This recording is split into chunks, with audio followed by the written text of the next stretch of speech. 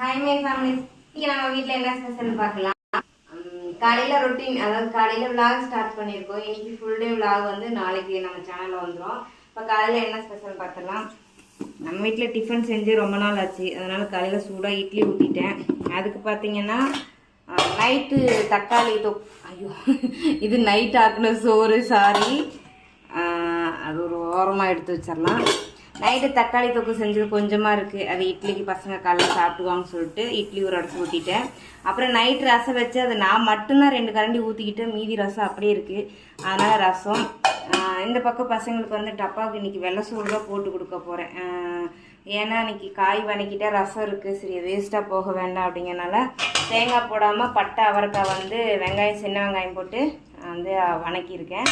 இந்த பக்கம் கொஞ்சமாக சோறு இருக்குது சூடாக, இப்போ வச்சு சோறு பசங்களுக்கு டப்பாவுக்கு மாற்றிட்டு நம்ம வந்துட்டு அந்த சோறு வச்சுக்கலாம். எப்படி